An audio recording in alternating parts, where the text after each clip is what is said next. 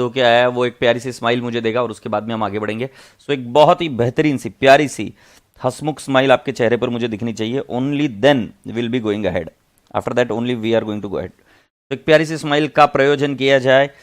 और मीनवाइल मैं क्या करता हूं, तो मैं आपके लिए, alright here we go.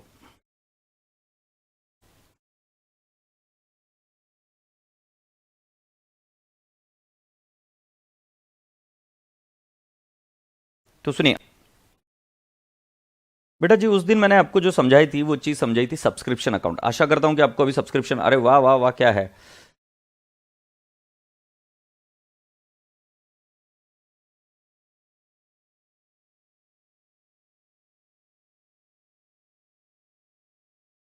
Alright कशिश जी, चलते हैं अभी शुरुआत करते हैं। So what all I am trying to explain you today is, non profit making organisation में बेटा जी मैंने आपको सब्सक्रिप्शन अकाउंट बताया था,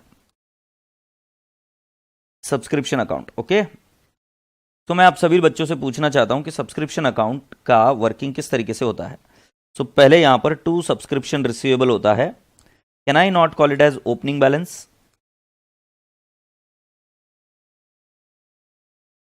और ये आएगा बाय सब्सक्रिप्शन रिसीवेबल, ये क्लोजिंग बैलेंस।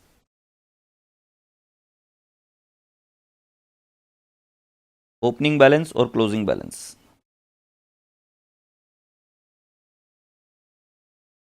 इधर आएगा by subscription received in advance,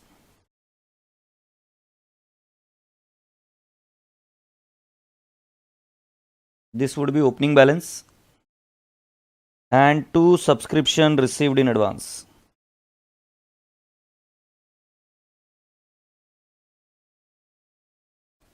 closing balance.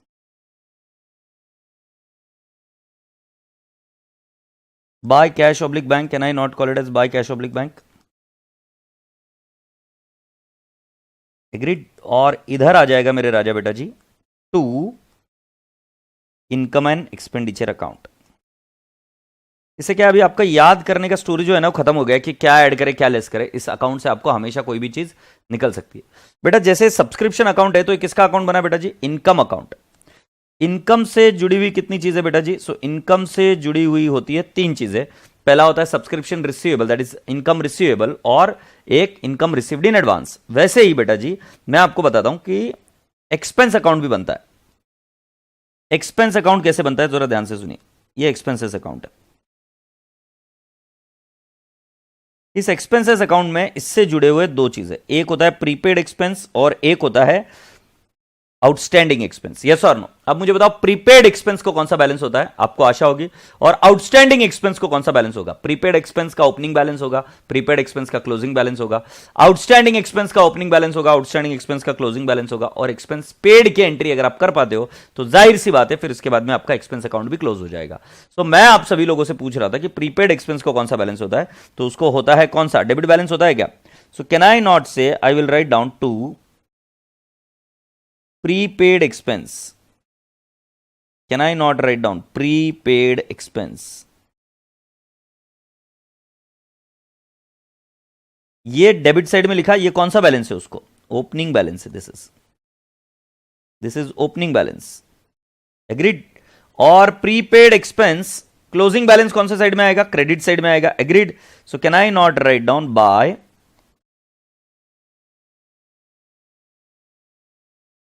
Prepaid expense, this is closing balance.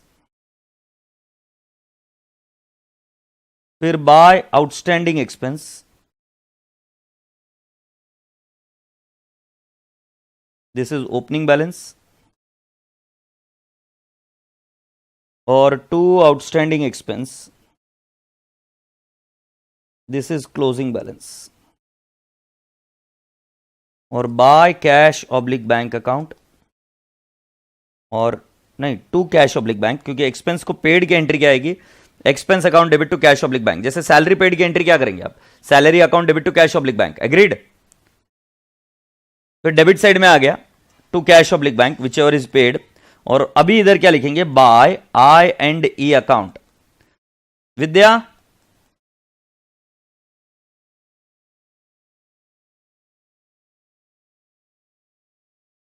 मेरा दूसरा लैपटॉप कहां है?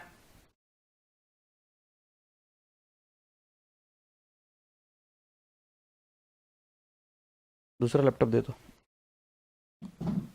आई hope you people have understood so far now.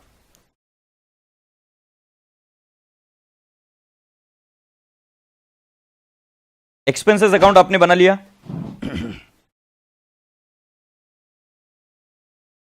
अभी मैं आपको एक्सपेंस अकाउंट बताने के बाद में आपको अगली चीज पूछ रहा हूं बेटा. एक्सपेंस के बाद में आपको मैं बता रहा हूं जैसे परचेसेस होता है. ऑलराइट, अब मैं आपसे पूछता हूं, देखो जरा बेटा, परचेस करते हैं हम तो उससे क्या क्रिएट होता है? क्रेडिटर्स. परचेस करते हैं तो उससे क्या क्रिएट होता है? क्रेडिटर्स. बराबर है. क्रेडिटर्स मतलब जिससे हमने उधार में माल बाय किया, तो हम परचेस की एंट्री क्या करते हैं? Purchases account debit to creditors account. Purchases account debit to creditors account. Agreed?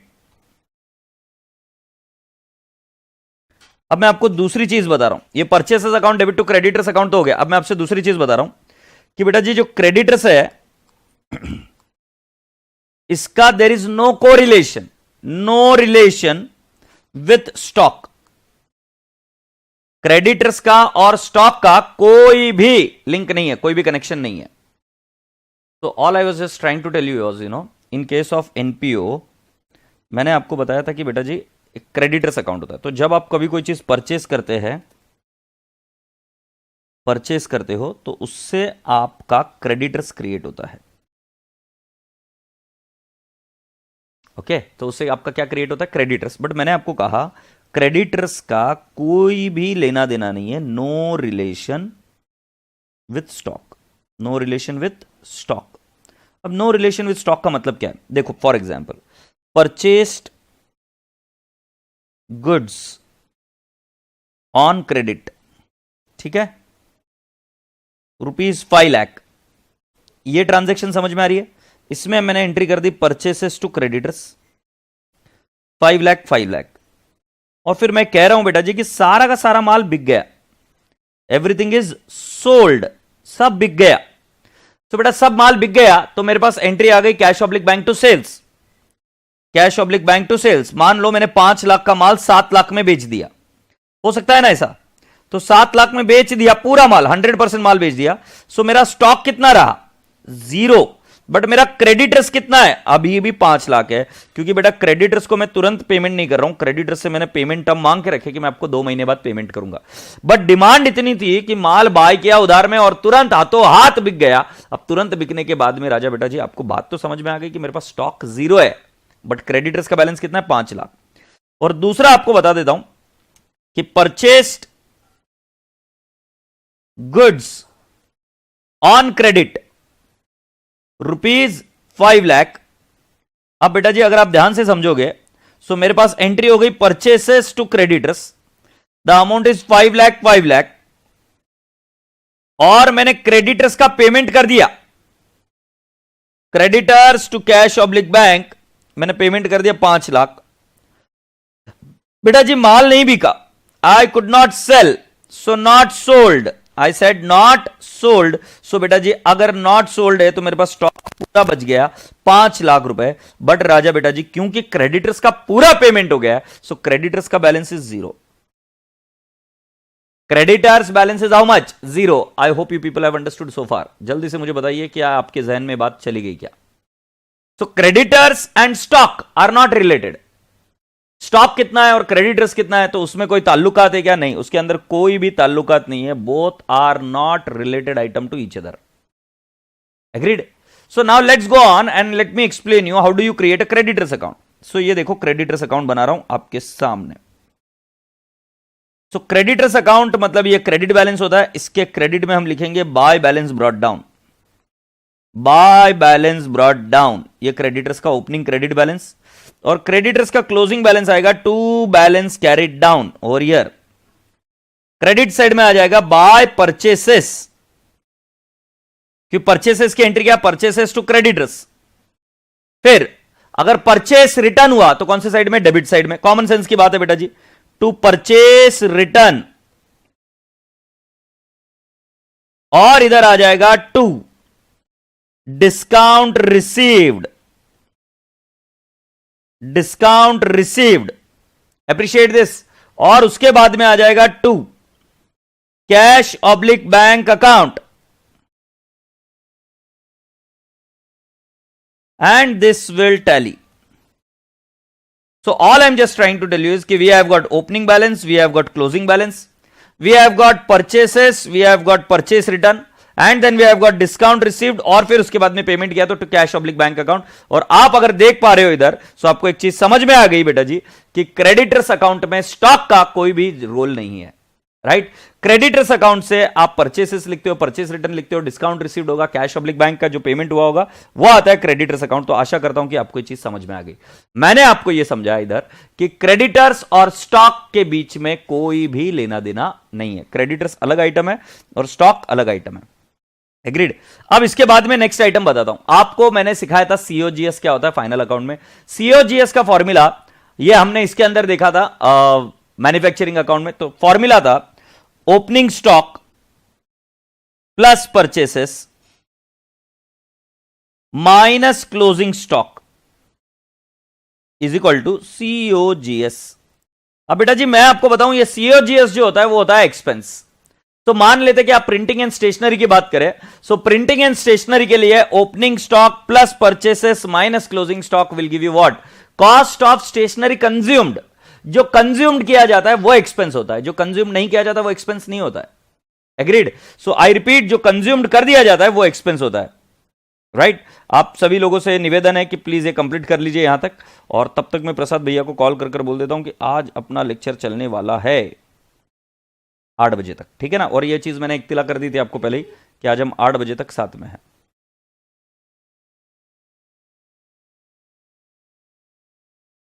हाँ हाँ प्रसाद भाई, आज मेरा लेक्चर 8 बजे तक है, फाउंडेशन फास्ट ट्रैक, है ना. yes.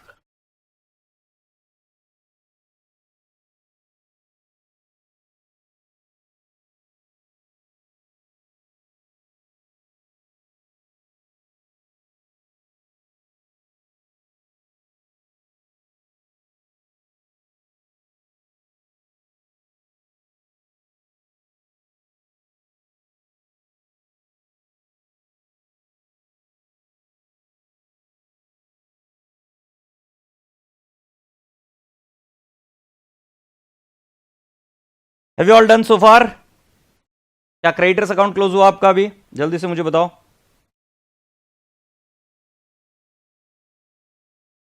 Alright, so now let's go on. और एक क्वेश्चन को हम दोबारा करते हैं. दोबारा मतलब एक क्वेश्चन को हमको करना बाकी है. यह है क्वेश्चन नंबर 2. तो please come down to the question number 2. Okay.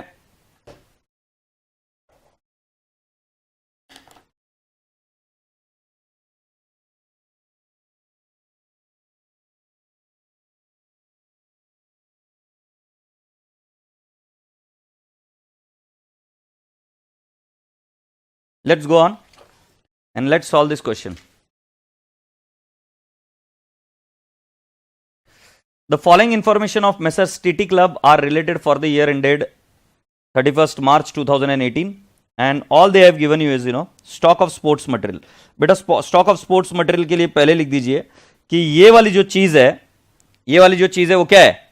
Whether this stock of sports material is related to creditors, answer पहले लिख दीजिए. No, it is not related to creditors.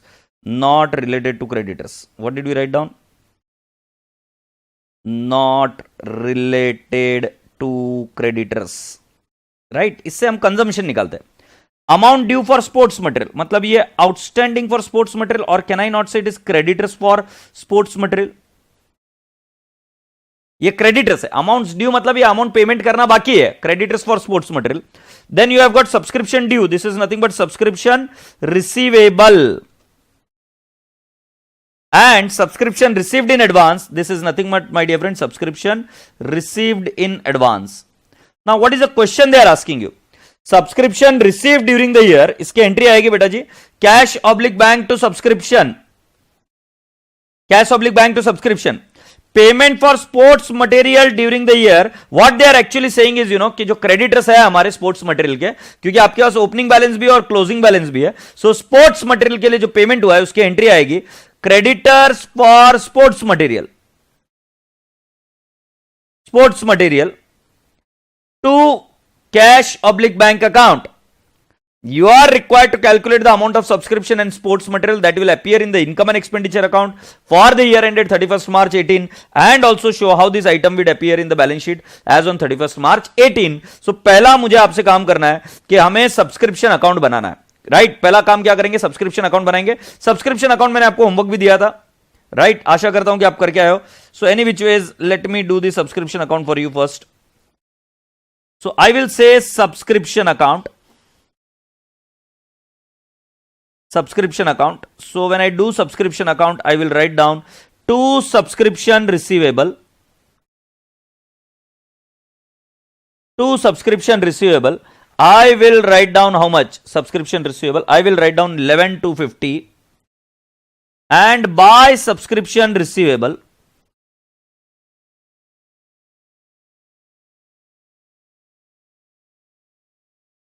by subscription receivable account, it is 16,500.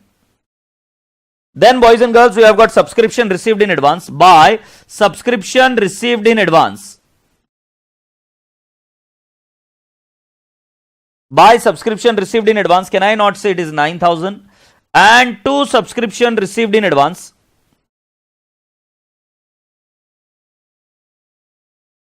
I shall say it is 5250. Then boys and girls, subscription received कितना है? By cash oblique bank account, it will become 3,75,000. So बेटा आप मुझे बताओ कि कितना जाएगा IND account में. So the balancing figure will go to the IND account. Please solve it and let me know how much it is. 11,250 plus 5250 minus 9,000 minus 3,75,000 minus 16,500. तो कितना आ जाएगा? To IND account, to income and expenditure account, it will turn out to 3,84,000. 3,84,000. Do you all appreciate this? So to IND account आपका आ जाएगा 3,84,000. This is the balancing figure.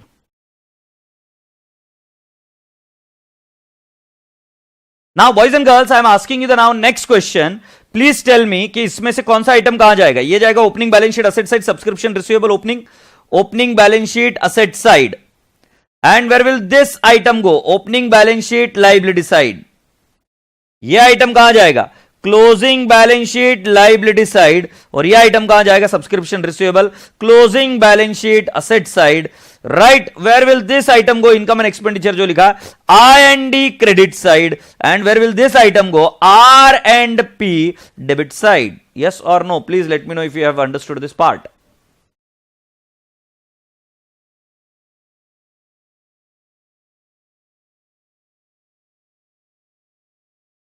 Yes, 3,84,000. और आशा करता हूं कि यह चीज समझ में आई होगी. घर पर भी आपने जो होमवर्क किया इसी तरीके से किया होगा.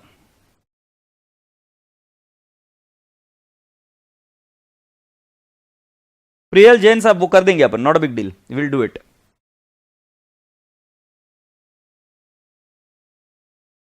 Okay, now boys and girls, once this subscription account is done, then can we now not go and solve this particular thing, stock account?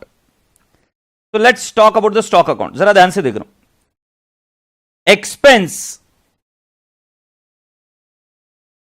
expenses of what? Sports material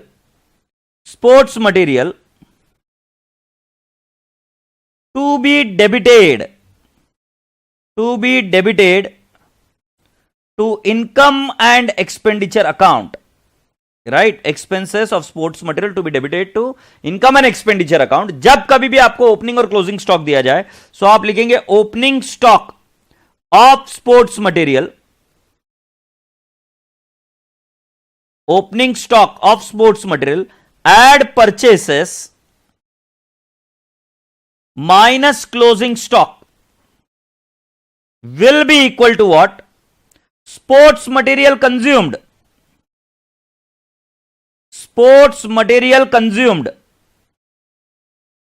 Right? Or sports material consumed will go to where? IND account. Sports material consumed is your expense. Agreed? कभी भी ध्यान में रखना, किसी भी चीज को purchase कर लो, अगर वो बच जाए तो वो एक्सपेंस थोड़ी ना है. राइट? तो वो एक्सपेंस नहीं होता। एक्सपेंस क्या होता है कि जो चीज कंज्यूम हो जाए उसको हम एक्सपेंस बोलते हैं। तो अगर मैं opening stock of sports material लिखूं, so opening stock of sports material कितना है आपका? Can I not call it as 75,000 plus purchases, I will write down x, I don't know, minus closing, नहीं परचेसेस भी मुझे पता नहीं है, sorry, so I'll write down, I don't know what is the purchases, and I'll write down my closing stock is how much. Closing stock is 97,500. No, 1,12,500. 1,12,500. So this is what my closing stock. अब बेटा मुझे क्या करना है, purchases निकालना है। सो मैं next working note करता हूं इधर, creditors for sports material. When I do creditors for sports material, so बेटा जी इसके अंदर मेरे पास फॉलोइंग आइटम्स आ जाएंगे। Bye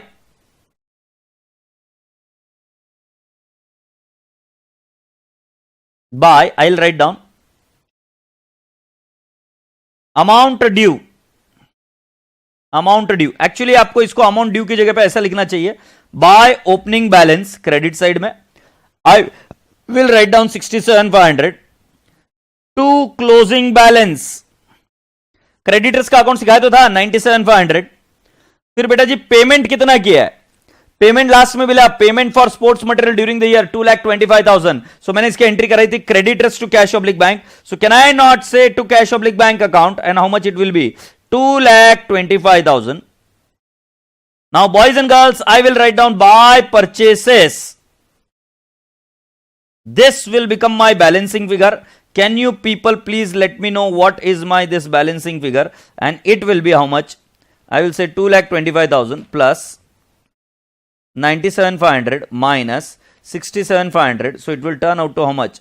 2,55,000. Now when I say I have got purchases 2,55,000, ये मैंने purchases लिखा 2,55,000, so I will get, ये purchases यहां से आया बेटा, ध्यान में रखना कंज्यूम्ड और क्रेडिटर्स का कोई संबंध नहीं है। ध्यान रहे क्रेडिटर्स से आप निकालेंगे परचेसेस को डालेंगे कंज्यूम्ड में, और ओपनिंग और क्लोजिंग स्टॉक भी वहीं पे यूज होता है, और वहां पे आपको स्पोर्ट्स मटेरियल कंज्यूम पता चलेगा। So 75,000 plus 2,55,000 minus 1,12,500 is equal to how much? 2,17,500, 2,17,500।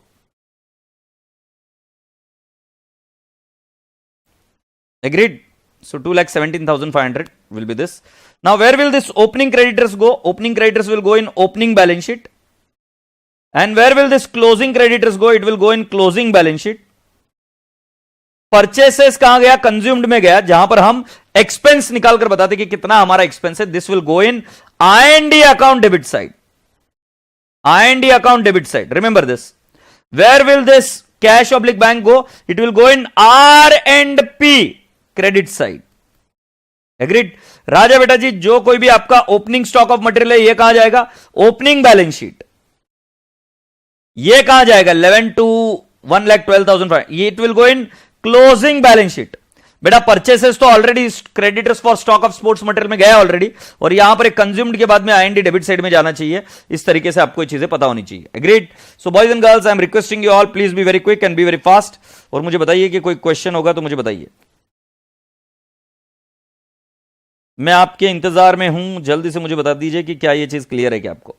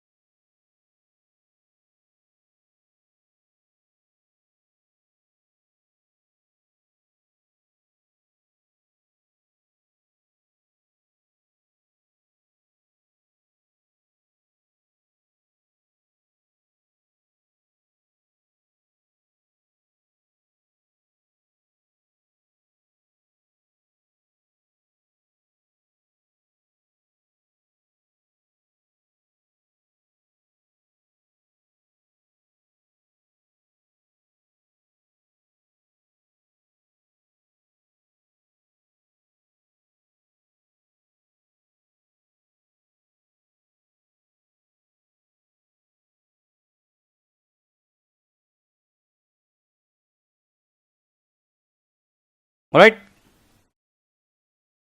Sir, exam में स्टॉक अकाउंट बनाकर भी कर सकते हैं क्या? बेटा जी, स्टॉक अकाउंट नाम का कोई कॉन्सेप्ट नहीं होता है। तुम मुझे बताओ स्टॉक अकाउंट कैसे, कहां से होता है? स्टॉक अकाउंट कभी बनाते हो देखा है क्या आपने?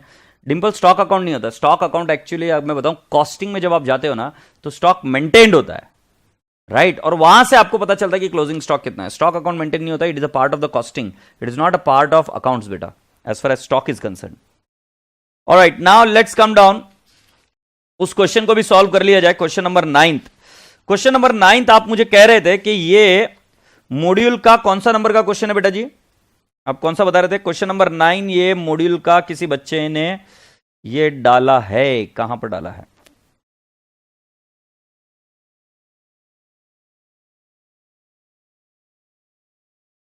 वो मॉड्यूल का फाइनल अकाउंट्स के प्रैक्टिकल क्वेश्चन नंबर 4 है। Okay, so let's do it. सो बच्चे बहुत होशियार हो यार, तुम बहुत ही काबिले तारीफ हो। और हालांकि उस चीज को मैंने वापस देखा और वो चीज फिगर आउट कर ली कि किस तरीके से इसको करना है, बट आप बोल रहे हो तो अभी इधर चलते हैं।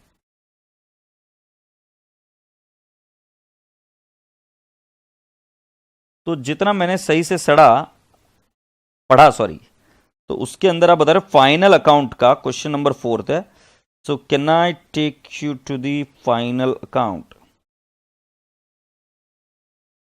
और इसके अंदर आप बता रहे हो प्रैक्टिकल क्वेश्चन नंबर 4। इलस्ट्रेशन 3 है। Zoom zoom zoom zoom zoom zoom zoom zoom zoom zoom zoom zoom zoom.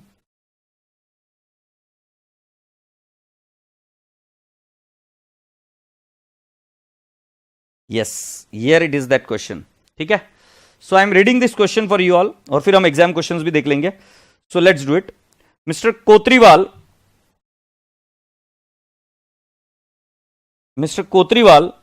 is engaged in the business of selling magazines. Several of his customers pay money in advance for subscribing his magazines. Information related to 31st March 20 has been given below.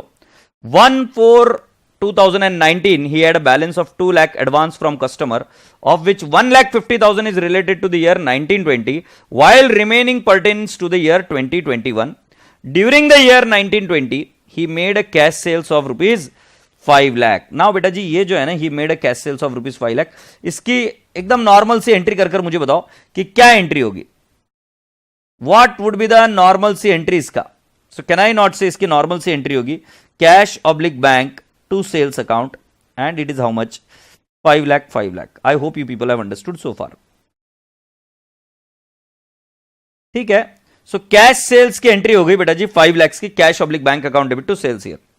Now उन्होंने ये पूछा है, you are required to compute total income for the year 1920, total money receive during the year if the closing balance in advance from customer account is 1,70,000. So let me explain you two primary entries first.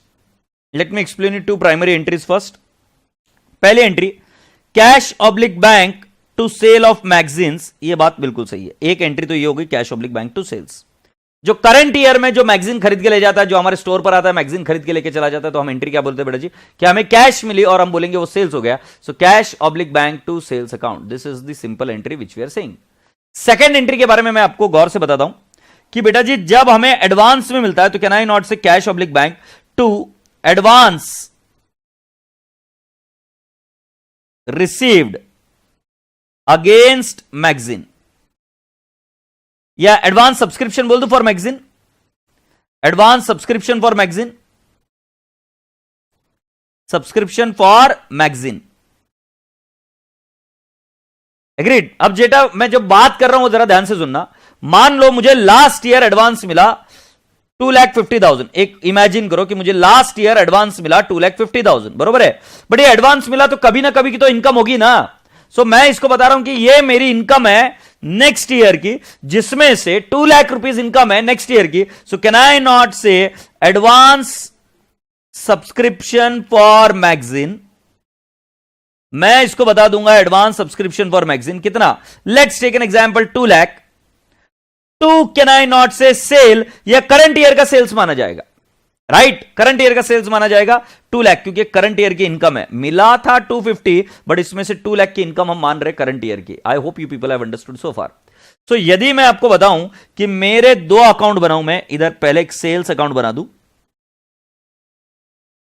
और इधर लिख दूं bye cash oblique bank account. पहली बात तो एकदम तय है कि bye cash oblique bank account जो मैं लिख रहा हूं, ये तो मुझे पैसा मिला इस बार 5 लाख 5 लाख। मुझे नहीं लगता इसमें किसी भी बच्चे को, रसगुल्ले को कोई डाउट होगा। ये 5 लाख के लिए तो वो बिंदास्त होकर चिंता रहित ये मुझे बोलेगा कि हां सर बिल्कुल सही है।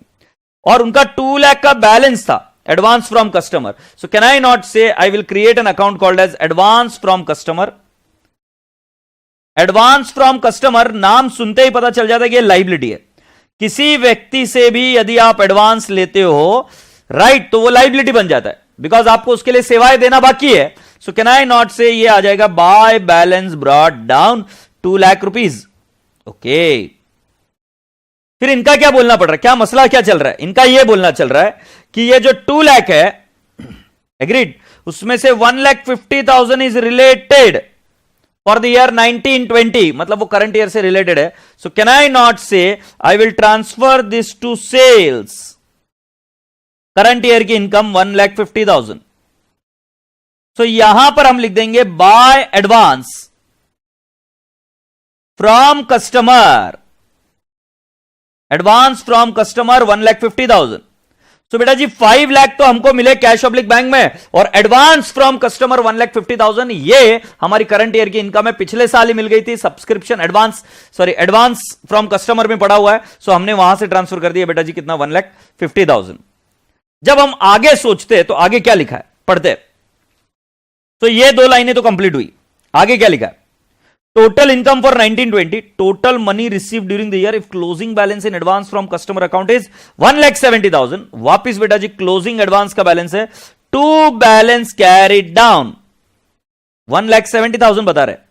अब बेटा जी पहली लाइन को दोबारा पढ़िए, मैं आपको समझा देता हूं। पहली लाइन को क्या बोला, Mr. Kotriwal is engaged in the business of selling magazines. Several of his customers pay money in advance. बहुत सारे कस्टमर उनके एडवांस में पैसा भरते हैं। तो बेटा जी पिछले साल जिन लोगों ने भरा था वो अमाउंट थी कितनी जी, 2 लाख, और इस बार जितने लोगों ने भरा है क्लोजिंग बैलेंस है 1,70,000 है। तो जाहिर सी बात है ओपनिंग बैलेंस 2 लाख है, 1,70,000 क्लोजिंग बैलेंस है, और 150 हमने इस साल की इनकम मान ली, सेल्स में ट्रांसफर कर दिया। तो बेटा जी ये कितना रहेगा, by can I not say cash oblique bank. इस बार भी हमको कुछ मिला होगा अमाउंट, तो मैं कहूंगा 2 लाख माइनस 1,50,000 माइनस 1,70,000।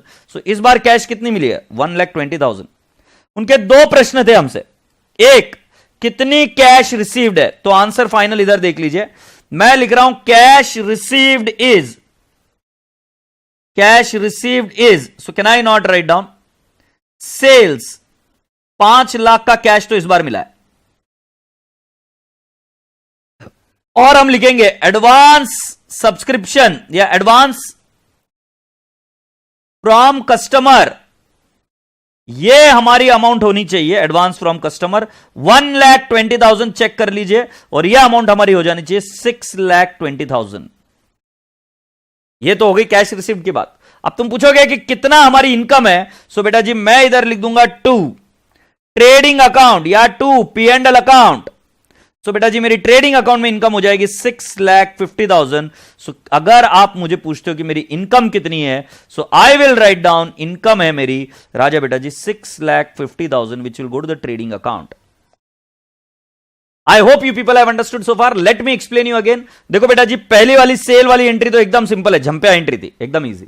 फिर एडवांस का ओपनिंग बैलेंस है 2 लाख और क्लोजिंग बैलेंस है 1,70,000, और साथ ही साथ आपको बता दूं कि आपको कैश मिली है 1,20,000। ये हमने कैसे फिगर आउट किया, क्योंकि बेटा जी करंट ईयर में ये जो एडवांस है 2 लाख, उसमें से 150 विल बिकम माय सेल्स। सो बेटा जी ये यहां पर हमने सेल्स को ट्रांसफर किया, और इधर आ गया कि एडवांस मिला था पिछले साल, बट ये इस साल का सेल है तो हमने सेल में ट्रांसफर कर दिया। तो हमारी ट्रेडिंग अकाउंट की इनकम हो गई 6,50,000, और कैश ऑब्लिक बैंक 120 हमको मिल गया। सो अब पूछ रहे कि टोटल कैश कितनी मिली इस बार, तो एडवांस के रूप में मुझे मिला 120, और साथ ही साथ सेल्स के रूप में मुझे मिला है 5 lakh. So total I have received 6,20,000। And boys and girls and boys, my income is 6,50,000 which I have got it from my what I can say sales account.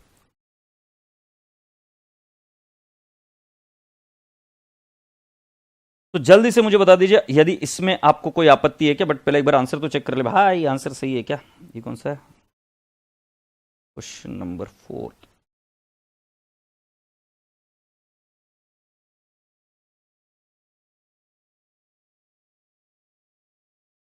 Yes, total income ये 6,50,000।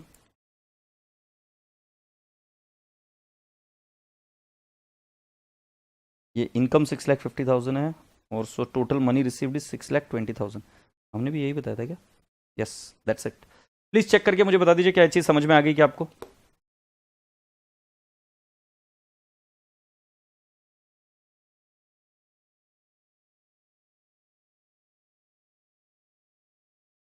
Yes बेटा जी, शुभम पाटिल भाई आपका answer बिल्कुल सही। ये बच्चे बोल रहे हैं कि सर ये 150 का वापिस से एक बार बता दो। बेटा कॉमन सेंस की बात लगाओ, राइट? तुम्हारी शादी होने वाली है in the month of May, तुम्हारी शादी होने वाली in the month of May. तुमने ये डिसाइड किया कि तुम घोड़ी पर बैठोगे। अब लड़कियां होगी तो मुझे नहीं पता किस पर बैठेंगी, बट समझ मान लो लड़के घोड़ी पर बैठेंगे। तुम्हारी शादी होने वाली मे में, प्लीज फील करो नलायक को, थोड़े से बड़े बन जाओ। ओके, तो अब तुम मुझे बताओ कि तुम मार्च के महीने में हो, 31 मार्च ईयर एंडिंग है, तुम घोड़ी वाले को जाके बोलते हो घोड़ी वाले भैया कि क्या तुम मुझे घोड़ी दोगे? घोड़ी वाला बोलता है हाँ दूंगा ना, तुम पैसे अभी देके चले जाओ, बुकिंग करने का भाई बहुत सारे लोगों की घोड़ी की डिमांड आ रही है। तो तुम क्या करते हो? उसको 5,000 रुपए देके आ जाते हो। अब तुम्हारे लिए ये प्रीपेड एक्सपेंसेस, सामने वाले को इनकम रिसीव फ्रॉम कस्टमर है एक्स्ट्रा। अब मैं आपसे पूछता हूं शादी कब है? मई में है।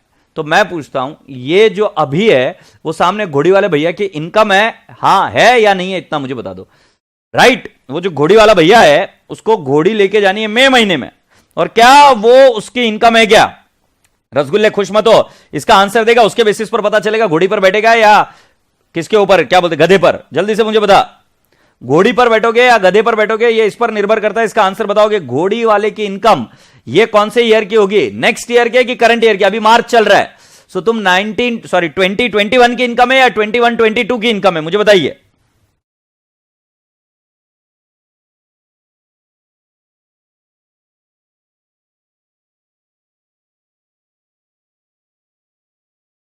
मानव माहेश्वरी में क्या बोलता हूं तेरे को समझ में नहीं आता क्या? तू अपनी धुन में रहता है ना हमेशा। चल रहे तू भाई तू। So this is the income of the next year. So this is the income of the next year. What? 21-22 की इनकम है। क्यों? क्योंकि बेटा अगर घोड़ी उसके बीच में मर गई तो उसको पैसा रिफंड करना पड़ेगा, right? So this is not the income of current year, it is not the income of March 2021, it is the income of 1 April 2021 to 31 March 2022। तो जाहिर सी बात है ये एडवांस है। अभी वो वाला अगर अकाउंटिंग करता है तो वो क्या बोलेगा? भाई जी मुझे एडवांस मिला है, सो वो मिलेगा बाय कैश ऑब्लिक बैंक या बाय बैलेंस ब्रॉट डाउन। ये एडवांस की एंट्री है, एडवांस रिसीव फ्रॉम कस्टमर, 5,000 रुपए मिले। अब बेटा ये इनकम को ट्रांसफर तो होगा ना उस साल के, सो टू इनकम अकाउंट 5,000, और ये इधर आ गया, क्या बोलेंगे हम? इनकम के मतलब सेल्स अकाउंट के क्रेडिट साइड में बाय एडवांस आ गया। अब बेटा जी जैसे तुम्हारी शादी है वैसे अगले साल किसी और की शादी होगी, किसी और की शादी होगी तो वो एडवांस देके जाएगा ना। और वो घोड़ी वाला बोल रहा है कि मेरा क्लोजिंग एडवांस है, मेरा क्लोजिंग एडवांस है 70,000 रुपए। बहुत सारे लोगों ने घोड़िया मांगी है भाई, लाइक 70,000 रुपए। तो ये आदमी झूठ बोल रहा है क्या? नहीं भाई, उसको एडवांस मिला होगा ना। तुम्हारा जो एडवांस था वो तो ट्रीट हो गई उसकी इनकम, बट अभी वो बोल रहे हैं कि एडवांस में अभी भी क्लोजिंग बैलेंस है, तो क्या मिला होगा? उसको कैश मिली होगी ना, क्योंकि जब तुम तुम्हारी घोड़ी बुक करने गए थे तो तुम उसको एडवांस देके आए थे कि नहीं आएगे? यस और नो? राइट। सो बेटा जी इसमें लॉजिक एकदम सिंपल था कि बेटा जी जो एडवांस मिला है वो एडवांस करंट ईयर की इनकम मानी जाएगी। क्यों मानी जाएगी? क्योंकि उन्होंने क्लियरली बोला है, वहां पर क्या लिखा है देखो, क्वेश्चन में क्या लिखा है।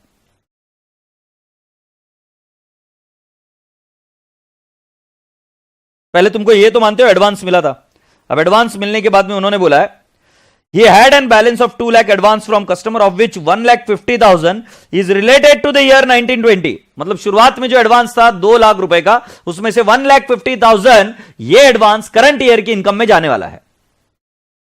ये बात हो गई थी। अब मुझे बताओ इसमें कहां दिक्कत है? समझ में आया होगा तो मुझे जल्दी से इत्तला करिए। और ये यहां पर वो झूठ नहीं बोल रहे, 1,20,000 उसको इस बार एडवांस मिला है। एग्रीड? चलो मुझे जल्दी से बता दो क्या ये बात समझ में आ गई क्या? और जो बात समझ में आ गई सो मैं चाहूंगा कि मेरा राजा बेटा अभी क्वेश्चन नंबर 9 वो खुद आप ही कंप्लीट कर मुझे बताए। क्वेश्चन नंबर 9 मैं आपके समक्ष पेश कर रहा हूं।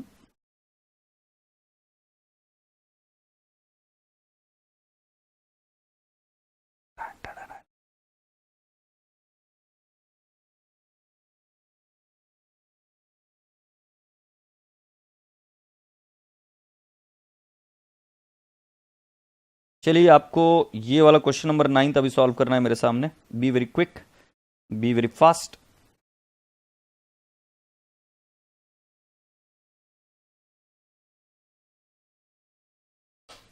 अब सब लोग घोड़ी चढ़ेंगे, देख लो, गधा भी घोड़ी चढ़ने वाला है अभी, देख रहे हो तुम, गधे के भी दिन आते हैं। समझे क्या हो तुम? हमारे बच्चे ऐसे ही थोड़ी ना है। मुझे क्वेश्चन नंबर 9 सॉल्व कर भेजो जल्दी से।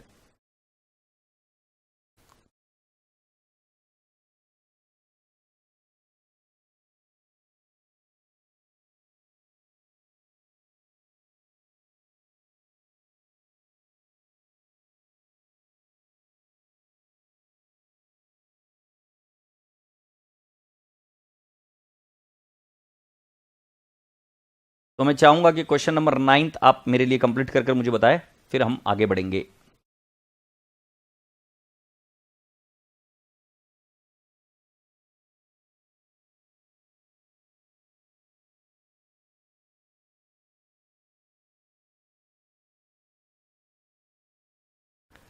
नलाई को यूं ही बड़बड़ करते रहोगे, क्वेश्चन नंबर 9 सॉल्व करोगे? जल्दी से क्वेश्चन नंबर 9 सॉल्व करो और मुझे बताओ।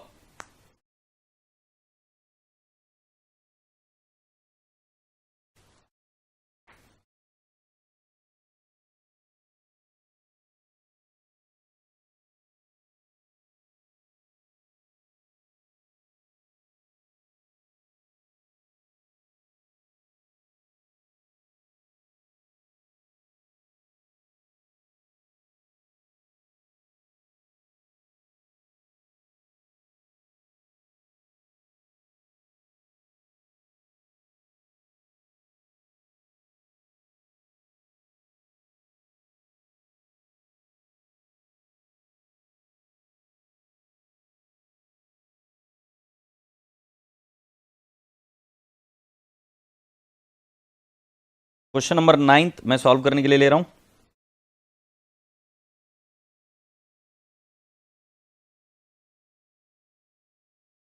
तो क्वेश्चन नंबर 9 में हमें पूछा गया है, I will write down sales account. So by cash oblique bank account, by cash oblique bank, क्योंकि सेल्स की एंट्री क्या, cash oblique bank to sales. So my cash sales is 7,50,000। और दूसरा है, वेरी गुड, ये कौन सा रसगुल्ला है हमारा? सानिका पाटिल ने सॉल्व कर भेजा है। Advance from customer, advance from customer ये लाइबिलिटी है मेरी, तो इसको आएगा क्रेडिट बैलेंस। तो can I not write down by balance brought down? तो by balance brought down it will be 3 lakh. इसके बाद में वो बोल रहे to sales account current year के, ये जाएगा 2,25,000। तो मैं यहां से इसको भेज दूंगा बाय एडवांस फ्रॉम कस्टमर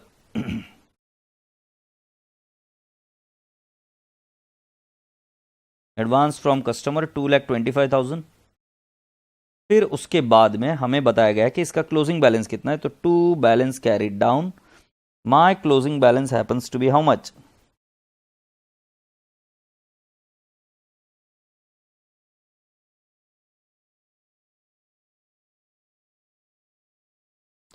$2,55,000 का मेरा क्लोजिंग बैलेंस है।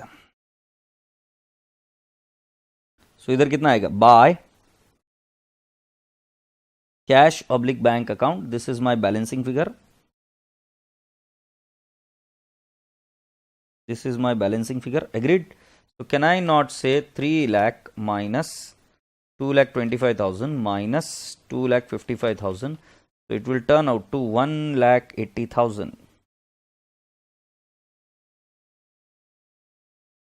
और ये चला जाएगा इधर से to trading account, this is my income, और I will say it is 7,50,000 plus 2,25,000 and it will turn out to 9,75,000. Agreed?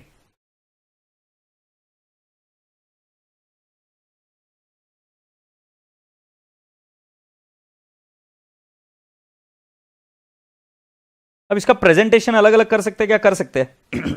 जैसे आप बोलोगे कैश रिसीव्ड कितना, ये डायरेक्टली नहीं दिख रहा है, तो कैश रिसीव्ड में आपको फिगर बताना पड़ेगा 7,50,000 रिसीव्ड है और 1,80,000 रिसीव्ड है. So can I not say cash received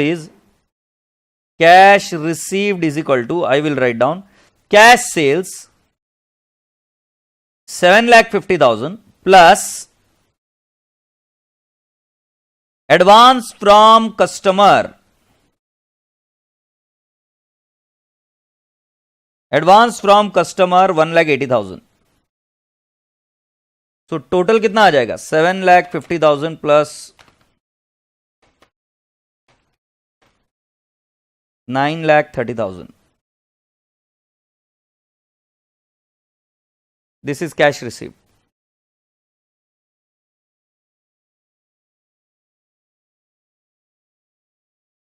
Appreciate this.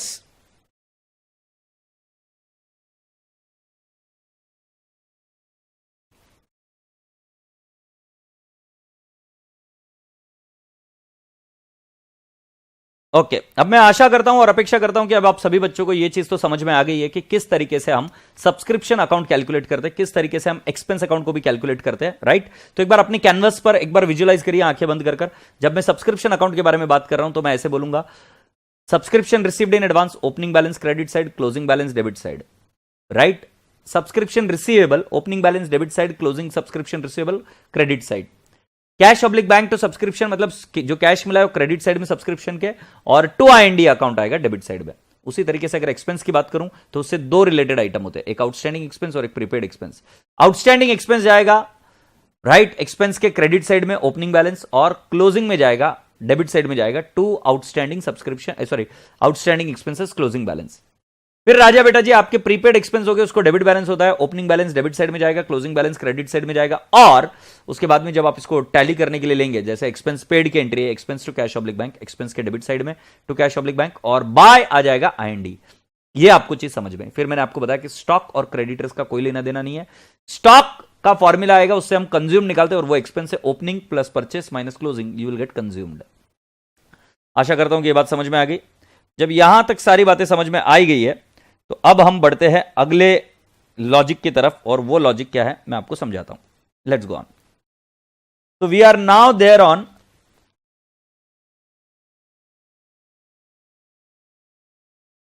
Now we are there on the next special items. Heading लिखिए डोनेशन. बेटा अब हम स्पेशल पॉइंट्स डिस्कस कर रहे हैं डोनेशन, क्योंकि फाइनल अकाउंट और एनपीओ में क्या फर्क है, right? We need to understand. So donation. So बेटा जी अगर तुम कोई चैरिटेबल संस्थान को देखेंगे तो उसको मिलती है डोनेशन. अभी जैसे हमारी महाशिवरात्रि होकर गई, और महाशिवरात्रि में मैं शंभो भगवान के मंदिर में गया, और शंभो भगवान के मंदिर में गया तो वहां पर मैंने कुछ डोनेशन दी, राइट? अब ये डोनेशन शंभो भगवान की इनकम है, तो शंभो भगवान इसकी एंट्री क्या करता है? Cash oblique bank account debit to donation. और ये डोनेशन कहां चली जाती है बेटा जी? ये डोनेशन चली जाती है donation account debit to IND account. Donation account debit to IND account. So let's take an example 5,000 right. Donation 5,000 ये चला गया IND में. सो पहला तो आपको समझ में आया कि जो डोनेशन होती है वो IND में जाती है. बट मैं आपको और एक चीज बताता हूं. फिर मैं मेरे स्कूल में भी गया, अरे भाई होनहार छात्र हूं मैं, राइट? बहुत होशियार बंदा हूं मैं. होशियार बंदा हूं मतलब खुद के खुद कैसे बोल रहा हूं, बट ठीक है तो है, बोलना पड़ेगा ना. तो मैं गया मेरे स्कूल में, स्कूल वालों के जो हमारे ट्रस्टीज थे उन्होंने बोला आनंद भाई तुमने तो बहुत अच्छा नाम कर दिया, बड़ा काम कर दिया. मैंने बोला हाँ सर. तो फिर मेरे को बहुत बोला किया ऐसा वैसा वैसा ऐसा, और फिर मुझे बोले तुम्हें अपने स्कूल के बारे में कुछ करना चाहिए. मैंने बोला हाँ करना चाहिए सर, क्या करूं बताइए आप मुझे. सो मैं बोला मैं आके पढ़ा देता हूं. तो उन्होंने बोला नहीं, पढ़ाने वाले तो शिक्षक बहुत है, राइट? और तुम कैसे थे स्कूल में हमको सब मालूम है, तुम्हारा चेहरा देखकर ही हमको याद आती है सब चीजें. तो स्कूल में पढ़ाने के लिए मत आओ, इतनी मेहरबानी मत करो, बट एक काम करो, हम यहां पर एक लेबोरेटरी बनाने वाले, उस लेबोरेटरी के लिए आप कुछ फंडिंग कर दीजिए. मैंने बोला कितनी? तो बोले 11 लाख रुपए. मैंने बोला हाँ कर सकता हूं, बट मुझे समय चाहिए 11 साल का, क्योंकि 1-1 लाख रुपए कर दे पाऊंगा, है ना, क्योंकि स्कूल के लिए प्यार तो बहुत है। तो उन्होंने बोला क्यों आनंद साहब ऐसे कर रहे हो यार, चिड़चिड़, जल्दी से मुझे बताओ। उन्होंने बहुत इमोशनल किया मुझे, और उन्होंने डोनेशन ली स्पेसिफिक पर्पज के लिए, स्पेसिफिक पर्पज डोनेशन। सो जब स्पेसिफिक पर्पज डोनेशन ली जाती है, सो 11 लाख में लेबोरेटरी तो एकदम से नहीं बन सकती, बट वो पैसा कलेक्ट कर ले लेबोरेटरी के लिए। सो उस केस में entry cash oblique bank to donation नहीं हो सकती, उस केस में एंट्री होती cash oblique bank to laboratory fund, lab fund. तुम पूछोगे ऐसी एंट्री क्यों होती है? बेटा जी सिंपल सी बात है, ये उस संस्थान के लिए, ये उस ऑर्गेनाइजेशन के लिए क्या है, एक लाइबिलिटी है, क्योंकि उनको ये सारा पैसा खर्च करना पड़ेगा लेबोरेटरी बनाने के लिए। एग्रीड? तो जब गवर्नमेंट पैसा देती है कि ये पैसा गरीबों में जाना चाहिए, तो पैसा गरीबों में ही जाना चाहिए, आप खुद बांट नहीं ले सकते। स्पेसिफिक पर्पज डोनेशन होती है वो। जैसे हम नाम बोल सकते हैं प्राइज फंड, जैसे हम कहते हैं ऑस्कर के पुरस्कार दिए जाते हैं, राइट? तो ऑस्कर के पुरस्कार कैसे दिए जाते हैं? तो बेटा जी किसी व्यक्ति ने एक फंड बनाकर दे दिया था, ऑस्कर फंड, और उसके बाद में उस फंड में से पैसा दिया जा रहा है। तो समझने की कोशिश करो बेटा जी, जब cash oblique bank to laboratory fund account होता है, सो ये जो लेबोरेटरी फंड है ये जाता है बैलेंस शीट लाइबिलिटी साइड में, इसको डायरेक्टली इनकम नहीं माना जाता। एग्रीड? फिर उसके बाद में क्या होगा कि ये इसी तरीके से फंड वहां पर पड़ा रहेगा।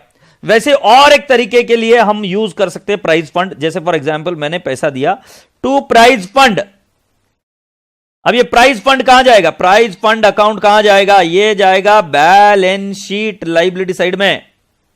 Agreed? So let's take an example, मैंने 9 लाख रुपए और दिए प्राइजेस देने के लिए बच्चों को। एग्रीड? ऑलराइट सर, हम समझ गए 9 लाख रुपए की एंट्री भी। अब मैं आपको बता रहा हूं इस प्राइज फंड का मकसद क्या होगा कि ये इसमें प्राइजेस देंगे बच्चों को, जो बच्चा अकाउंट्स में फर्स्ट आएगा उसको प्राइज मिलेगा, राइट? सो प्राइजेस देंगे। तो राजा बेटा जी अब प्राइजेस देने की एंट्री क्या है कि मान लो किसी बच्चे को हमने प्राइज दे दिया, सो प्राइज की एंट्री क्या आएगी? Prize account debit, prizes account debit to cash oblique bank account. और प्राइजेस वैसे कहां जाता है? आईएनडी अकाउंट में। बट बेटा जी आईएनडी अकाउंट में नहीं जाएगा, हमने इसकी ऑलरेडी लाइबिलिटी क्रिएट कर रखी है, तो ये लाइबिलिटी के अगेंस्ट सेटल हो जाएगा। आप विजुअलाइज करो ना, एक लाइबिलिटी है मेरे पास कि भाई 9 लाख रुपए की लाइबिलिटी है। अब जैसे जैसे बच्चे, और ये लाइबिलिटी फिक्स नहीं है, कौन सा बच्चा कैसे कैसे जीतेगा पैसे आगे, उसके हिसाब से हमें पैसे देते जाना पड़ेगा। सो बेटा जी जब हम पे करेंगे तो उस केस में एंट्री आएगी prizes account debit to cash oblique bank account, right? ये प्राइजेस दिए। अब वैसे मान लो इस बार मैंने 10,000 के प्राइजेस दिए, वैसे ये 10,000 के प्राइजेस कहां जाने चाहिए? It should go to IND account, but IND में डालेंगे नहीं हम इसको डालेंगे प्राइज फंड में, क्योंकि बेटा जी उसके अगेंस्ट लाइबिलिटी है ना। अब सिंपल सी बात है बेटा जी, prizes fund account debit 10,000 to मैं कहूंगा प्राइजेस अकाउंट। पहले मुझे बताओ ये बात समझ में आई क्या नहीं आई? तो पहले मेरे बुक्स में क्या है? लाइबिलिटी है। उस लाइबिलिटी के बाद में मैंने प्राइजेस दिया, प्राइजेस दिए तो लाइबिलिटी के अगेंस्ट में प्राइजेस दे रहा हूं ना भाई, तो वो प्राइज फंड की लाइबिलिटी होगी कम, और मैंने प्राइजेस को कर दिया क्रेडिट। तो मतलब जब कभी भी कोई स्पेसिफिक फंड है और उसके ताल्लुकात में कोई एक्सपेंस हुआ, तो वो एक्सपेंस उस फंड में से लेस होता है, वो एक्सपेंस उस फंड में से लेस होता है। यहां तक बात समझ में आई क्या? और आपने लिख लिया क्या? मुझे जल्दी से बात बताइए।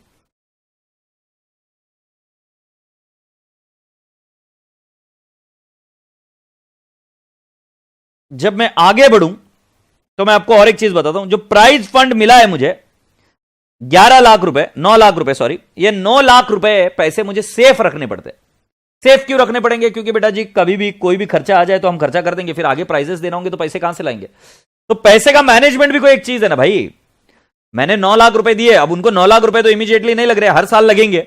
सो बेटा जी वो क्या करते हैं, उस पैसे को इन्वेस्ट करके रख देते हैं, उस पैसे को इन्वेस्ट करके रख देते हैं एफडी में। So can I not say prize fund investment, prize fund investment to cash oblique bank account. उन्होंने पूरा पैसा इन्वेस्ट कर दिया 9 लाख रुपए। तो बेटा जी पहले क्या हुआ? आपको मिला प्राइजेस फंड, सो आपने एंट्री कर दी cash oblique bank to prize fund. फिर मैंने आपको बताया इसके बाद में ये एंट्री भी तो हो सकती है, उस पैसे को सेफ रखने के लिए उन्होंने प्राइज फंड इन्वेस्टमेंट कर दिया टू कैश ऑब्लिक बैंक। फिर मैं आपसे पूछने लगा बेटा जी इस इन्वेस्टमेंट को, चुपचाप बैठेगा क्या ये investment? Investment will always generate what? Income. Investment कभी चुप नहीं बैठता, investment will start generating income. So जब investment will start generating income तो एंट्री क्या होगी? Cash oblique bank account debit to interest on prize fund investment. उस पर क्या मिलने लग गया बेटा जी? इंटरेस्ट मिलने लग गया। लेट्स टेक एन एग्जांपल 19,000 ऐसे अज्यूम किया मैंने, 19,000 का इंटरेस्ट मिला। अब बेटा जी 19,000 का इंटरेस्ट मिला, तो बेटा जी अब इंटरेस्ट एक नॉमिनल अकाउंट है, ये कहां पे जाता है बेटा जी? बेसिकली ये जाना चाहिए आईएनडी अकाउंट, बट ये आईएनडी अकाउंट में नहीं जाएगा, ये एक्चुअली उस फंड में ही जाएगा, क्योंकि बेटा जी ये फंड को बढ़ा रहा है। तो interest on prize fund investment to prize fund account 19,000। मैंने जो समझाने की कोशिश की उसको एक और बार समझाता हूं और फिर आपको क्लियर होती है कि देखिए, सो मान लेते हैं कि गंगा को क्लीन करना है, गंगा को क्लीन करना है। अब गंगा को जब क्लीन करना है, सो गवर्नमेंट ने पैसा दिया, एक मिनिस्ट्री बनाकर सेंट्रल गवर्नमेंट ने गंगा क्लीनिंग के लिए पैसा दिया, मान लेते हैं 5 करोड़ रुपए। अब इसकी एंट्री, जो मिनिस्ट्री है, सेपरेट मिनिस्ट्री, उनका सेपरेट अकाउंट होता है, ये उसकी एंट्री क्या करेंगे? Cash oblique bank to Ganga fund. अब बेटा 5 करोड़ एक दिन में खर्चा हो जाएगा क्या? नहीं। तो ये पैसा वो रखेंगे उनके बैंक अकाउंट में। अब बैंक अकाउंट में रखेंगे या इन्वेस्टमेंट करके रखेंगे, राइट? सो उसके ऊपर क्या मिलेगा आपको? इंटरेस्ट। सो इंटरेस्ट की एंट्री क्या होगी? पहले इसको इन्वेस्ट करके रख देंगे, ऐसा हम लिख के रख देते हैं। तो मैं ऐसा बोलता हूं कि इस पैसे को सेफ रखने के लिए उसने इन पैसों को इन्वेस्ट कर दिया। तो can I not say investment to cash oblique bank account, 5 crore रुपए का इन्वेस्टमेंट कर दिया, क्योंकि अभी तुरंत पैसे लग ही नहीं रहे, पहले काम होगा फिर पैसा लगेगा। सो कॉमन सेंस की बात है, इसके ऊपर मिलेगा इंटरेस्ट। सो एंट्री होगी cash oblique bank to interest. Let's take an example 50 lakh, 50 lakh. अब बेटा जी मैं आपसे पूछता हूं, ये इंटरेस्ट कहां जाएगा? ये फंड में जाएगा मेरे भाई, राइट? ये 5 करोड़ का जो फंड है, अब ये बन जाएगा 5 crore 50 lakh. So can I not say interest account debit to Ganga fund, और ये जाएगा 5.5 CR, सॉरी 5.5 नहीं, 50 लाख चला जाएगा इधर, 50 लाख इधर चला गया। अब खर्चा हुआ बेटा, खर्चा हुआ तो आप एंट्री क्या करेंगे? Expense account debit to cash oblique bank, और ये एक्सपेंस कहां हिट करेगा? गंगा फंड को। एग्रीड? सो क्लीनिंग एक्सपेंस हमने किया, cleaning expense to cash oblique bank. Let's take an example 3 CR, 3 CR। अब ये क्लीनिंग आईएनडी में नहीं जाएगा मेरे भाई, इसका फंड है, तो ये जाएगा fund to cleaning 3 CR, 3 CR। आशा करता हूं कि आप सभी बच्चों को ये चीज समझ में आई, और अगर समझ में आई तो पहले ये लिख लीजिए, और मीनवाइल आप मुझे आपके क्वेरीज भी भेजिए ताकि मैं इनको संभाल सकूं। तो मैंने 2 तरीके से एंट्री बताई। एक, जब आपको कैपिटल फंड मिलता है, सो कैपिटल फंड डायरेक्टली आप ये एंट्री कर देते हो, और बाकी की एंट्रीज इस तरीके से होती है। एग्रीड? सो कोई क्वेरी होगी तो मुझे पूछ लो, I am ready to answer it. Rashi Jain, तुमने बराबर बोला कि सर इन्वेस्टमेंट 8,90,000 की होनी चाहिए, बट बेटा जी मैं सिर्फ आपको एग्जाम्पल दे रहा था। निशिर अरोरा ने बिल्कुल सही जवाब बताया, मैं एक एग्जाम्पल दे रहा हूं कि अलग अलग एंट्रीज कैसे होगी। तुम अमाउंट पर फोकस मत करो, और प्लीज ये देखते रहो कि cash oblique bank to prize fund, ये बैलेंस शीट लाइबिलिटी साइड में जाता है फंड। फिर उसके बाद में मैंने बोला प्राइजेस दिए, सो कभी भी P&L अकाउंट में या आईएनडी अकाउंट में नहीं जाएंगे, वो क्या होंगे? फंड में से लेस, जो आप फंड बनाते हो उसी फंड में से उसको करते हो लेस। फिर मैंने बताया भाई जी कि जब आप प्राइजेस देते हो तो prizes to cash oblique bank, फिर फंड टू प्राइजेस, और फिर बेटा जी अगर इन्वेस्टमेंट किया तो क्या होगा? Prize fund investment to cash oblique bank, और उस पर मिलता है इंटरेस्ट, तो आप एंट्री क्या करते हो? Cash oblique bank account debit to interest, और ये इंटरेस्ट क्या हो जाता है बेटा जी? Again it goes interest into the fund account. Agreed? इस तरीके से मैंने बताया। तो आपका लिख कर हो गया होगा तो मुझे बता दीजिए, फिर हम आगे बढ़ेंगे।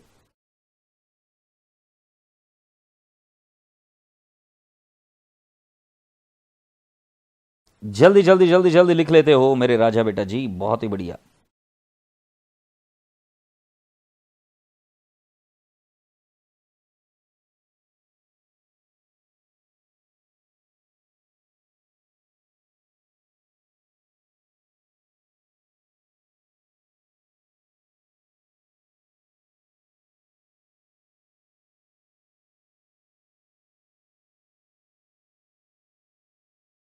Right. Have you all done? Let's go on. So I am now requesting you all to go ahead with this concept. What are we doing? Are we ready? Are you focusing on it now? Let's see. मैं आपको बता रहा हूं कि बेटा जी आपको trial balance में following items मिलेंगे। पहला, फॉर एग्जाम्पल प्राइज फंड। तो ये जाएगा बैलेंस शीट लाइबिलिटी साइड में। आपको मिलेंगे प्राइजेस, सो ये जाएगा लेस फ्रॉम प्राइज फंड। आपको कोई बोलेगा prize fund investment, prize fund investment ये जाएगा बैलेंस शीट असेट साइड में। अगर कोई आपको ये बोलेगा interest on prize fund investment, so interest is my dear friend income, so इसको हम लिखेंगे add in prize fund, add in prize fund, add in prize fund. आशा करता हूं कि यहां तक आपको चीज समझ में आई। Add in prize fund,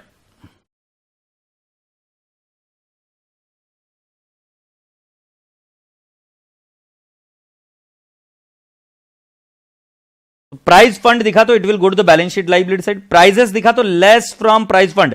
exam point of view से ये सबसे इंपॉर्टेंट है।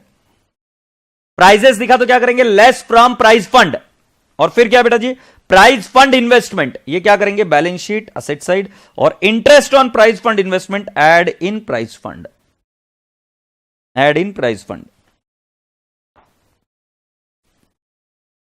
Interest is a nominal account, expense prizes है, सो जो कोई भी इनकम और एक्सपेंस फंड से जुड़े हुए होते हैं वो फंड में ही ऐड या लेस हो जाती है। इनकम होती है तो ऐड होती है, और एक्सपेंस होता है तो लेस होता है। और साथ ही साथ मैंने बताया प्राइज फंड इन्वेस्टमेंट ये एक रियल अकाउंट है, एक असेट है, it will be shown on the balance sheet asset side.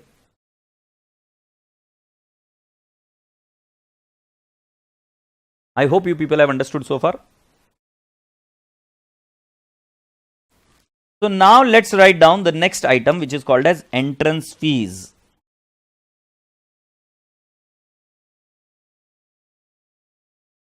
Entrance fees.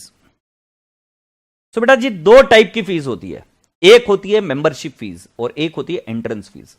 Membership fees generally एक पीरियड के लिए होती है, राइट। सो फॉर एग्जांपल 1/4/2020 से लेकर 31 March 21, these are membership fees. Membership fees उसी साल में चला जाता है, मेंबरशिप फीस। एंट्रेंस फीस कैसे होता है कि फॉर एग्जांपल आप किसी क्लब में एंट्री कर रहे हो तो आपको यहां पर भरना पड़ता है एंट्रेंस फीस। ये एंट्रेंस फीस के अलावा आपको मेंबरशिप फीस भी भरनी पड़ती है, बट ये एंट्रेंस फीस उस क्लब के डेवलपमेंट वगैरह वगैरह के लिए और कुछ उनके फ्यूचर प्लान्स होंगे उसके लिए। सो ये जो एंट्रेंस फीस है ये उसकी पूरी मेंबरशिप तक चलती है। तो एंट्रेंस फीस ये किसी एक साल की इनकम नहीं मानी जाती, एंट्रेंस फीस किसी एक साल की इनकम नहीं मानी जाती। Entrance fees can be treated as an income of right 15 years 20 years whatever. So बेटा जी क्या मैं आपको बता सकता हूं, एंट्रेंस फीस एक बार भरने के बाद में मान लो उसको एंट्रेंस फीस के बेसिस पर मिल रहा है 10 ईयर्स की एंट्रेंस, साथ ही साथ उसको हर साल क्या भरना है, मेंबरशिप फीस तो भरना ही है। क्लब महिंद्रा में जब तुम ज्वाइन होते हो, मुझे नहीं पता तुम ज्वाइन हुए हो या तुमने सुना है नहीं सुना है, तो क्लब महिंद्रा में जब तुम ज्वाइन होते हो तो तुमको एक चीज भरनी पड़ती है, उसको हम कहते हैं एंट्रेंस फीस। शुरुआत में एक पैसा बताया जाता है, इतनी एक रकम दीजिए, और हर साल आपको उसके मेंटेनेंस के पैसे देने पड़ते हैं। सो बेटा जी मैं आपको जो समझाने की कोशिश कर रहा हूं, एक होता है मेंबरशिप फीस जिसको हम सब्सक्रिप्शन बोलते हैं, ये डायरेक्टली जाता है आईएनडी, बट जो एंट्रेंस फीस होती है किसी एक साल के इनकम ना होने की वजह से ये धीरे धीरे आईएनडी में जाएगी, डिपेंडिंग अपॉन कि मैनेजमेंट ने क्या प्लान कर एंट्रेंस फीस ली है, राइट। अभी एंट्रेंस फीस लेते वक्त उनका प्लान होगा ना कि भाई एंट्रेंस फीस कितनी हम हर साल के लिए यूज करेंगे। तो अगर मान लेते हैं कि एंट्रेंस फीस के बारे में मैं आपको सिंपल बता देता हूं, रीड दी एंट्रेंस फीस। मान लेते हैं, मैं आपको एक एग्जांपल देता हूं, cash oblique bank to entrance fees, यह आपको अमाउंट मिली 5 लाख रुपए, ये मिल गई।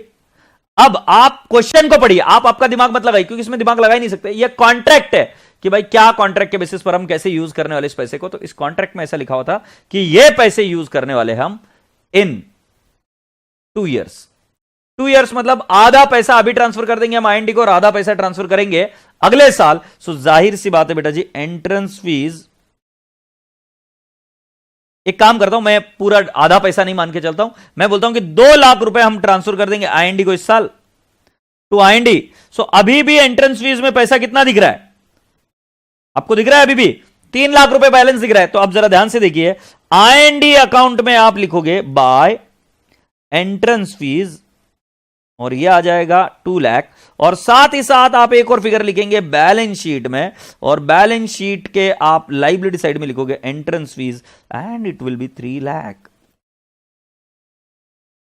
आशा करता हूं, अपेक्षा करता हूं कि आप सभी बच्चों को यह बात समझ में आई होगी बहुत अच्छी तरीके से। तो एंट्रेंस फीस के बारे में मैंने जो आपको विस्तार से समझाया उस केस में मैंने ऐसे समझाया, entrance fees is treated as what, income, sorry entrance fees is received, और फिर उसको कितना ट्रांसफर करना है ये डिपेंड करता है बाय द मैनेजमेंट। तो मैनेजमेंट ने बोला कि भाई इस बार हम इसको इनकम मानेंगे to the extent of 2 lakh, so IND में ट्रांसफर हो गया 2 लाख, और बेटा जी बचा हुआ जो अमाउंट है वो दिखेगा बैलेंस शीट लाइबिलिटी साइड, वो अगले साल ट्रांसफर होगा। एग्रीड? सो मुझे बता दीजिए कि आपको एंट्रेंस फीस भी समझ में आ गया है कि नहीं आया?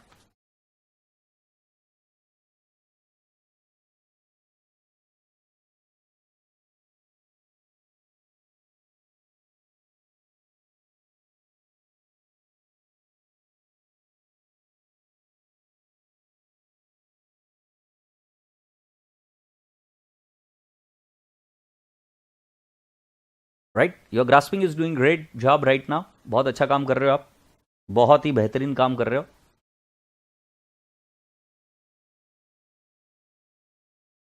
अब मैं आपको अगली चीज बता देता हूं,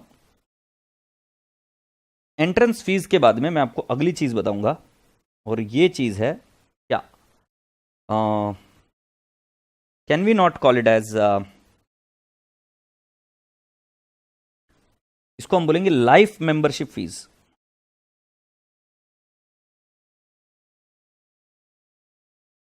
लाइफ मेंबरशिप फीस, ओके। तो लाइफ मेंबरशिप फीस का मतलब क्या है मैं तुम्हें बताता हूं कि बेटा जी आप वहां पर ये पैसे देने के बाद में आप आजीवन उसके मेंबर बन जाते हो, आप उसके क्या बन जाते हो, आजीवन मेंबर। तो बेटा जी इस केस में ये किसी एक साल की इनकम नहीं है, एक साल की इनकम होगी तो ये जाएगा IND में, तो इसकी एंट्री क्या होगी,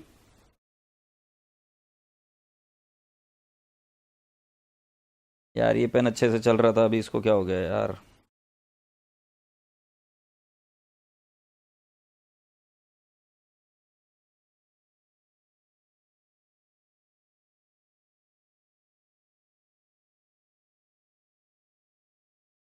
मुझे यही एक चीज पसंद नहीं आती यार कि लिखते लिखते क्यों बंद हो जाते पेन।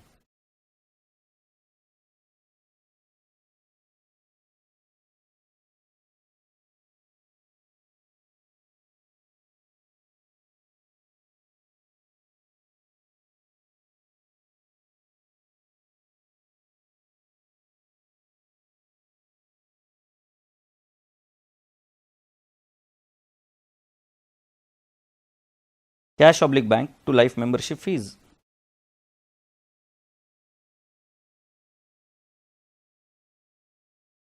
ये मैंने क्या किया, cash oblique bank to life membership fees entry की।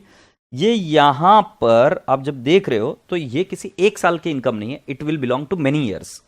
तो बेटा जी ये फिगर कहां पर जाएगा, it will go to the balance sheet liability side life membership fees. अब अगर मान लो मैनेजमेंट या ट्रस्टीज ये बोलते हैं कि इसमें से एक एक साल जैसे जैसे बीतेगा हम इसको इनकम में ट्रांसफर करते रहेंगे, तो क्या करोगे, life membership fees to IND account, छोटा छोटा जैसे डेप्रिसिएशन हम P&L अकाउंट में ट्रांसफर करते हैं वैसे इस बार इनकम धीरे धीरे ट्रांसफर करेंगे over the life of the life of, और जैसे हम लाइफ अज्यूम कर चलते हैं उस लाइफ पर हम धीरे धीरे इसको कहां पे ट्रांसफर करेंगे, इनकम अकाउंट में। आशा करता हूं कि आपको यह चीज भी समझ में आई, राइट। अब बेटा जी इसके अंदर सिर्फ इतना ध्यान में रखना कि life membership fees will go to balance sheet liability side and from there in you can transfer it to the what, balance sheet, sorry you can transfer it to the P&L account. Agreed? You can transfer it to what, IND account, P&L account. Life membership fees तो पहली entry cash oblique bank to life membership fees, और balance sheet का life membership fees इधर दिख गया, ठीक है। अब नेक्स्ट आइटम है जिसका नाम है लीगसी। नेक्स्ट आइटम है जिसका नाम है legacy. You will be asking me what is legacy. तो लीगसी क्या होता है, जैसे तुम बड़े होने के बाद में बहुत पैसा कमा लोगे और क्या करोगे उस पैसे का, एग्रीड? क्या करोगे उस पैसे का मुझे सोच के बताओ, एक just give me a while, phone आ रहा है अर्जेंट है, तो मुझे लीगसी के बारे में क्या करोगे मुझे जल्दी से बताओ। तो जब तुम मर जाओगे तो तुम इन्वेस्टमेंट कुछ नहीं करोगे, तुम सारा पैसा वाइफ को दे देंगे, वाइफ का खर्चा, वेरी गुड। सो मैं आपको ये बता रहा हूँ कि जो आप जब मर जाओगे तो ये सारा पैसा आप क्या करते हो, किसी एक संस्थान को देके चले जाते हो डोनेशन में, कि भाई जी तुम मेरे बाद में गरीब लोगों का ध्यान रखो। ऐसे कौन कौन करते हैं? वॉरेन बफेट करेंगे, बिल गेट्स करेंगे, राइट, और शायद आप भी करेंगे, राइट। तो जैसे अभी मैं बात करूंगा कि हमारे ये थे राजेश खन्ना साहब, राजेश खन्ना साहब की डेथ हुई, तो राजेश खन्ना साहब की जब डेथ हुई तो राजेश खन्ना जी ने क्या किया? राजेश खन्ना जी ने क्या किया? वो तो चले गए, राइट। तो राजेश खन्ना जी ने अपनी सारी वेल्थ किसी एक म्यूजियम के लिए दे दी। अब वो म्यूजियम नॉन चैरिटेबल ट्रस्ट है, उनका घर वगैरह, तो वहां पर उनका म्यूजियम बना हुआ है, तो उनकी जितनी भी वेल्थ है वो एज ए लीगसी चली गई। सो लीगसी होती है बेटा जी, it is just like a capital. तो बेटा जी एंट्री होगी cash oblique bank to legacy, और ये लीगसी कहां जाके बैठेगा? बैलेंस शीट लाइबिलिटी साइड में। बट बेटा जी इससे एक म्यूजियम एस्टैब्लिश हुआ, ये उसका कैपिटल बना, इसलिए लीगसी कहां गया? ये लाइबिलिटी का ट्रीट हुआ। तो जब amount is bigger, amount is large, तब ये काम होता है। बट बेटा जी कई बार ऐसा होगा कि कोई एक छोटा मोटा आदमी होगा, उसका पैसा है और वो उसने दान कर दिया कि हाँ भाई ये हम पूरे गवर्नमेंट को पैसा दे रहे हैं, तो किसी एक स्पेसिफिक पर्पज से नहीं दिया गया, बट उसका लीगसी, मतलब मरने उपरांत जो पैसा दिया जाता है उसको लीगसी बोलते हैं। सो वो वाला पैसा के भी entry cash oblique bank to legacy होती है। बट ये लीगसी जाता है बेटा जी I&E क्रेडिट साइड में, it will go to I&E credit side. So all I'm just trying to say is all I'm just trying to tell you कि donation की एंट्री होगी cash oblique bank to legacy, और दूसरी वाली entry होगी cash oblique bank to legacy. But amount जब large होगा, जैसे वॉरेन बफेट, जैसे कि बिल गेट, जैसे कि आप लोग, जब आप पैसा डोनेट करेंगे, जो पैसा डोनेट करोगे वो बहुत ज्यादा होगा, बड़ा होगा, राइट। तुम मरने के बाद में बोलकर जाओगे कि ये पैसा लगा देना गरीब बच्चों की सेवा में और उसके नाम पर एक स्कूल खोल देना, जितना आपने पैसा कमाया। तो उस केस में बेटा जी cash oblique bank to legacy, because it will be treated like a capital. But बेटा जी जब लीगसी की अमाउंट छोटी होती है, सब बेटा जी वो एंट्री होती है cash oblique bank account debit to legacy, and it will go to I&E account. जैसे मेरे जैसा तुच्छ आदमी मरेगा, राइट, गरीब आदमी मरेगा, तो अगर मैं भी बोल के जाता हूं कि ये पैसा लगा देना बच्चों की परवरिश में, राइट, तो वो स्कूल क्या बोलेगी? हाँ भाई हाँ, हर साल पैसा आता है, इस साल भी पैसा आया है, एक 70,000 रुपए इसके मिले मरने के बाद में, तो 70,000 रुपए को हम क्या ट्रीट कर लेंगे? इनकम, I&E के क्रेडिट साइड में। आशा करता हूं कि आप सभी बच्चों को ये बात समझ में आई होगी, राइट। जल्दी से मुझे बताइए, फुर्ती से आप मुझे बताइए, so that we can take it ahead to the next level.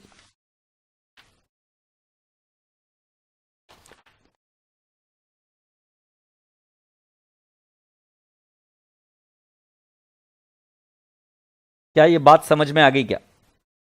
अब आज का होमवर्क भी आपको दे देता हूं, बहुत काबिले तारीफ होमवर्क है, और अगर ये होमवर्क नहीं करके आए और आप डायरेक्टली आ गए तो भाई जी तुम्हारी चीज के लिए तुम जिम्मेदार होंगे, मैं जिम्मेदार नहीं रहूंगा। तो मेरी बात सुन जरा ध्यान से। आपको एनपीओ के अंदर जो मैंने चीज दी है उसके अंदर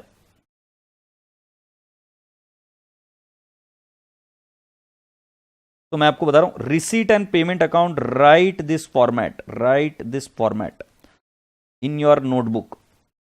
ये जरूरी है और इसको याद कर लेना, याद कर लेना, याद कर लेना, याद कर लेना, ठीक है। दूसरा I&E अकाउंट, इसको भी क्या कर लेना? याद कर लेना, ये भी लिखना है और इसको भी याद कर लेना। Statement of affairs, balance sheet, याद कर लेना और इसको भी लिख लेना, ठीक है। याद कर लेना और लिख लेना, बहुत जरूरी है। और दूसरा डोनेशन, स्पेशल पर्पस डोनेशन, इसके बारे में मैंने आपको एग्जांपल दिया था, स्पेशल पर्पस डोनेशन, राइट। ये इधर देखिए, प्राइज फंड, जैसे मैंने आपको समझाया था, प्राइज फंड ये समझाया था, ये पढ़ना है तो पढ़ लेना। जनरल डोनेशन, इसकी एंट्री बताई थी cash oblique bank to donation, और डोनेशन जाता है I&E के क्रेडिट साइड में। लीगसी अभी मैंने थोड़ी देर पहले बताई थी, डिजीज्ड पर्सन से जो पैसा मिलता है, तो जब अमाउंट छोटी होती है तो वो कैपिटल में जाता है, जब अमाउंट छोटी होती है तो I&E में जाता है, बट जब अमाउंट बड़ी होती है so it can be treated as a liability side on the balance sheet. Entrance और एडमिशन फीस, ये धीरे धीरे करके हम I&E अकाउंट में डालते हैं, इसके बारे में भी एंट्रीज बताई। लाइफ मेंबरशिप फीस भी आपको बताया था और मैंने आपको करने के लिए कहा था। स्पेशल फंड वगैरह ये सेम है प्राइज फंड के जैसे मैंने आपको पढ़ाया था, या donation received for special purpose जैसे मैंने पढ़ाया था, वही वाली चीज है। और बेटा जी एंडाउमेंट फंड और government grant as and when required, I will explain you. Grant generally हमें गवर्नमेंट से मिलती है, government grant. So government grant हम आगे देखेंगे, इसकी कोई बड़ी बात नहीं। गवर्नमेंट ग्रांट दो प्रकार की होती है, एक रेवेन्यू और एक कैपिटल। तो इन दोनों के बारे में हम चर्चा करेंगे once we meet next time. Subscription account तो हम ऑलरेडी देख चुके हैं। अगर आप इतना कर लेते हो तो मैं आपको वादा करता हूं कि आप एनपीओ में एक मार्क भी गंवा नहीं सकते, आपके सारे मार्क्स आपके हाथ में होंगे। तो मैं चाहता हूं कि आप सभी लोग इसको अच्छे से पढ़ाई कर लीजिए, अच्छे से रिवाइज कर लीजिए और फिर हम आगे बढ़ेंगे। Alright, so God bless you all, take care, खुदा हाफिज, lots of love, God bless you all, bye bye.